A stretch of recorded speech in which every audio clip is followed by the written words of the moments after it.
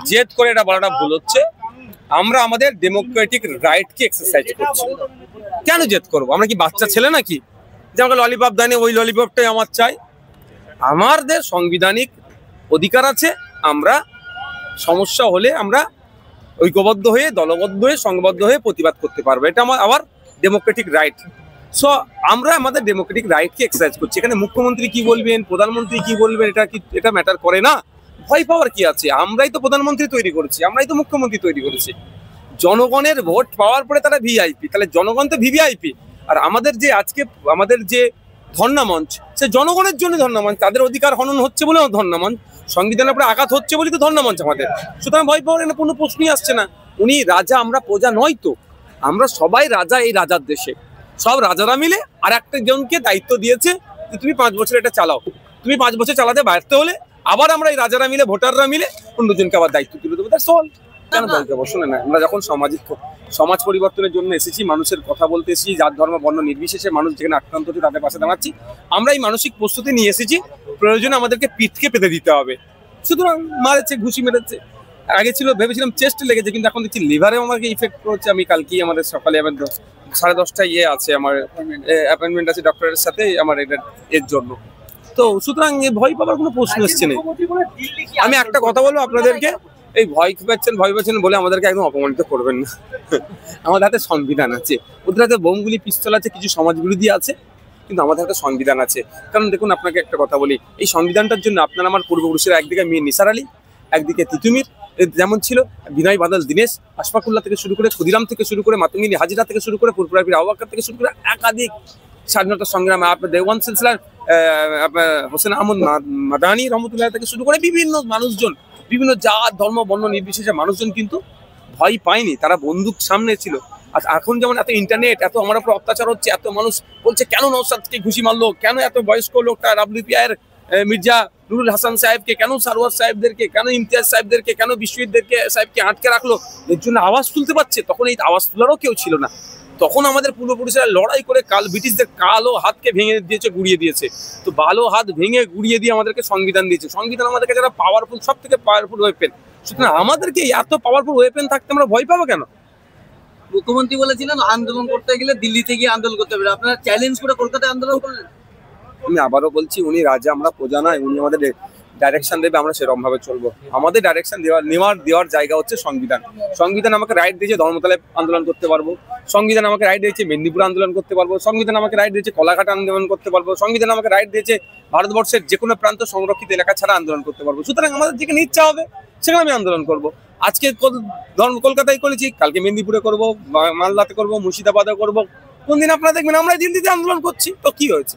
অনেকে অভিযোগ করছেন যে আপনারা ওয়াকফ নিয়ে আন্দোলন করছেন, SIR নিয়ে আন্দোলন করছেন, মোদির বিরুদ্ধে, বিজেপির বিরুদ্ধে না বলে আপনারা শুধু তৃণমূলের বিরুদ্ধে, মমতা ব্যানার্জির বিরুদ্ধে বলছেন। আমি মনে 5 মিনিট বক্তব্য দিচ্ছি। আমার 5 মিনিট বক্তব্যতে যদি কোনো জায়গায় থাকে বলতে বলবেন। আমাদের মির্জা নুরুল হাসান সাহেব স্বাগত ভাষণ দিয়েছেন, 12 থেকে 15 মিনিট দিয়েছেন। ওনার বক্তব্য শুনবেন, একভাবে তিনি মানে এক্ষেত্রে আমি দেখেছি, আমি শুনছিলাম ওনার বক্তব্যটা, নিরপেক্ষতা বজায় রেখে বিজেপিকেও চাবুক মেরেছে, তৃণমূলকেও চাবুক মেরেছে। এবার ব্যাপারটা হচ্ছে, যেই বিজেপি সেই তৃণমূল। তো যখন আমরা বিজেপিকে বললেও ওরা ভাবে আমাকেই বলছে। কি করতে পারি বলুন তো? আমি বলি মোদি চোর, ভোট চোর, দিদির তখন রাগ হয়। আমি বলি মোদি মানুষের সংবিধান অধিকারী কেড়ে নিচ্ছে, দিদির তখন রাগ হয়ে যাচ্ছে। আমি বলি আমরা বলি যে মোদির এই SIR এর নামে মানুষকে আতঙ্কিত করছে, বন্ধ করতে হবে, দিদি ভাবে আমাকে বলছে। আমরা বলছি এই সংবিধান বিরোধী, সংবিধানের উপরে একাধিক আঘাত দিয়ে যে ওয়াকফ সংশোধনী বিল 2000 আইন যে 2025 হয়েছে, এটাকে প্রত্যাহার করতে হবে। দিদির লোকেরা ভাবে আমরা দিদির বিরুদ্ধে বলছি। কি করতে পারি? মানে ব্যাপারটা কি, মুখ আর মুখস্থ। এরা RSS হয়ে বসে আছে। তৃণমূলের সুপ্রিমো RSS হয়েছে, আর বিজেপি ও সুপ্রিমো RSS। ফলে বিজেপিকে বললেও সেই ভাইকে বলছি বলে ওদের গায়ে লেগে যাচ্ছে। আপনি বলছেন সংবিধান আছে আমাদের হাতে, কিন্তু তারাও তো সংবিধান হাতে করে নিয়ে আপনাদেরকে বারে বারে আটকাচ্ছে। কি বলবেন? কারা? মমতা ব্যানার্জি। না, ওরা সংবিধানের অপব্যাখ্যা করছে। সাংবিধানিক ওয়েতে গেলে আমাদের আটকাবার কোনো জায়গা নাই। অগণতান্ত্রিক পন্থা অবলম্বন করে সংবিধান বহির্ভূত আমাদেরকে অ্যারেস্ট করেছিল বলে, আমাদের নামে একাধিক জামিন অযোগ্য ধারা থাকার পরেও আমরা আইন বিচার ব্যবস্থা সংবিধানের উপরে ভরসা করেছিলাম বলেই আমরা তার পরের দিনই জামিন নিয়ে মালা পরে বাড়ি গেছি। বলছি ওয়াকাফ আন্দোলন করতে গিয়ে মুর্শিদাবাদে গুলি খেতে হলো, জেলে যেতে হলো, ভাঙড়ে দেখলাম যে তাদেরকে রাষ্ট্রদ্রোহী মামলা দেওয়া হলো, আপনাদেরকে জেলে আটকে রাখা হলো, তারপরে ফের আবার ওয়াকাফ আন্দোলন করছে। কেন করবো না? কালকে আসবে আমাদের স্টেজে আদিবাসী সম্প্রদায়ের মাঝি বাবারা, তারা স্টেজ থেকে উঠে মোদির বিরুদ্ধে কথা বলবে, দিদির বিরুদ্ধে কথা বলবে। দেখবেন ফরেস্ট রাইট অ্যাক্ট 2006-কে তারা অ্যামেন্ডমেন্টের নামে 2023-24 একটা আইন করেছে, আদিবাসী থেকে জঙ্গলের অধিকার কেড়ে নিচ্ছে। তাদের পাশে আমরা আছি, আমাদের পাশে তারা থাকবে।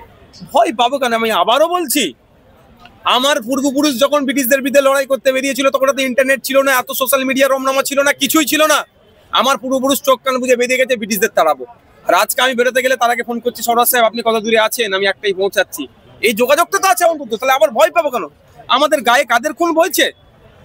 বিনয় বাদল দীনেশ, আশফাকুল্লাহ, ক্ষুদিরাম, ভগৎ সিং, মাতঙ্গিনী হাজরা, ফুরফুরা পীর আবু বকর, আপনার হোসেন আহমদ মাদানি, আমাদের গায়ে রক্ত কাদের বইছে? নেতাজি, গান্ধীজি, যারা ব্রিটিশদেরকে তাড়িয়েছে তাদের রক্ত আমাদের গায়ে বইছে। তো আমরা ভয় পাবো? আমরা সাদা চামড়ার ব্রিটিশকে ভয় পাইনি, এখন আর সাদা চামড়া বলবো না এদেরকে।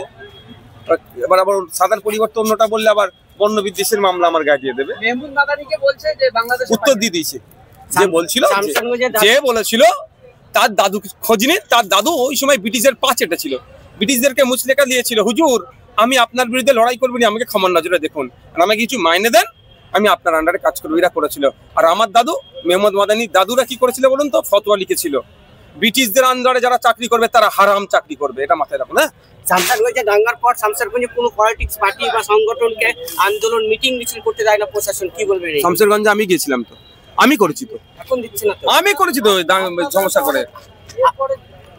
আমরা করেছি শামসেরগঞ্জে প্রোগ্রাম, শামসেরগঞ্জের মাটিতে দাঁড়িয়ে থেকে ওই দাঙ্গা করে হিন্দু মুসলমানের মধ্যে হিংসা ছড়ানোর জন্য শাসক যে কতটা সক্রিয়, প্রশাসন ব্যর্থ, শামসেরগঞ্জের মাটিতে দাঁড়িয়ে ওখানে বলে এসেছি।